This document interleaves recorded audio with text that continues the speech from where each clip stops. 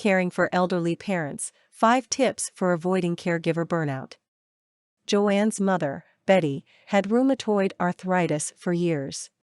Suddenly and unexpectedly, Betty was disabled by the pain, fatigue and limited mobility that she had feared since her diagnosis. Joanne convinced her fiercely independent mother that living alone was no longer an option. And Joanne, the eldest of 4 children, knew that caring for her sick mother fell on her shoulders. Joanne was a legend in the circles of her family, friends and colleagues for her ability to act with grace under pressure. Joanne took 2 weeks of vacation from her job and cooked and froze meals for her husband and 3 children. As she flew to her hometown, she wondered how she would coordinate her mother's care from a distance. Supporting her husband as he built his new business, nurturing her kids and directing a major project at work already made her feel that she was running on empty. You may relate to Joanne's story. 1 out of 4 Americans cares for a friend or relative who is sick, disabled or frail. That's 46 million Americans who offer unpaid help to a loved one. If they were paid, caregivers' compensation would exceed last year's Medicare budget. And if you become a caregiver, you, like Joanne, may try to do it alone, shrouded in secrecy. Solo caregiving compromises your ability to nurture yourself and others. Let's take caregiving out from behind closed doors. For your sake and the sake of those who count on you, please get some help. Caregivers are competent people who feel that they should be able to do this job. Yet, many soon find themselves unprepared and ill-equipped to manage the sometimes daunting tasks, such as managing a complex medical regimen or remodeling a house so it's wheelchair accessible, or even finding someone to stay with their loved ones so they can go out to a movie without worrying their relatives will fall on the way to the fridge. If you are a caregiver, you know that this act of love has its costs. You stand to forfeit up to $650,000 in lost wages, pension and Social Security. Add to that is the personal cost to your well-being, as your new demands leave you less time for your family and friends. You may give up vacations, hobbies and social activities. Finally, caregiving places a burden on your health. Caregivers are at increased risk for depression, anxiety, depressed immune function and even hospitalization. Instead of reaching out, caregivers become isolated. Many who assume the caregiving burden fit the profile of the giving family member, like Joanne, who does not want to trouble others with their problems. Some fear the consequences of disclosing their new demands to coworkers or employers.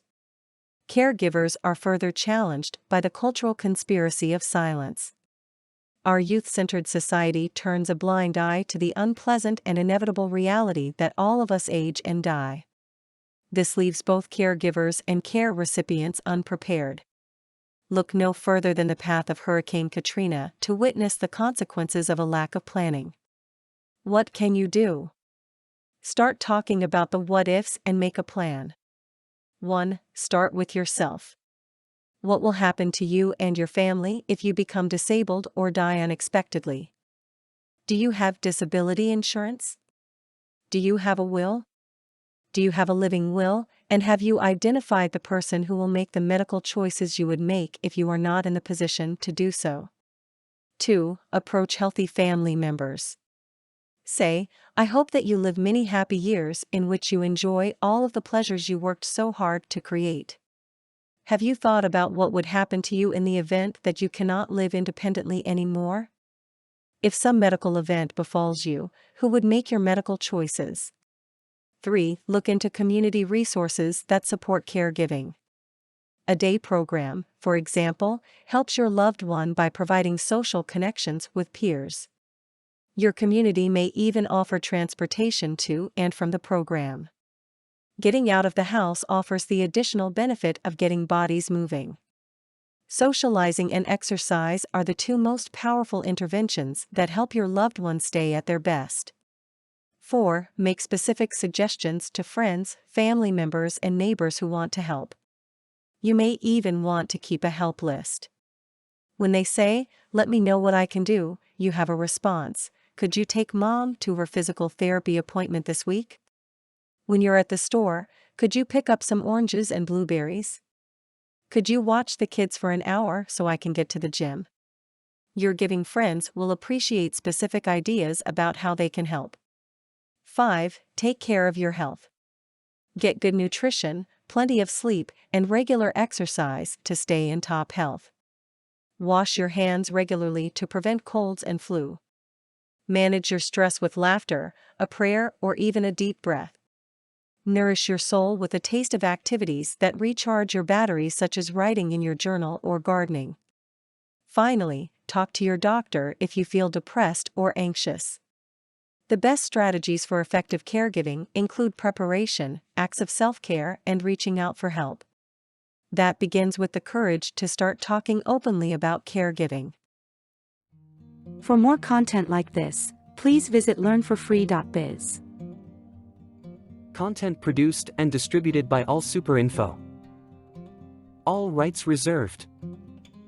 Transform your old articles and ebooks into brand new audio content and use it to create podcasts or videos for your YouTube or TV channel. Visit allsuper.info and ask our live support for details.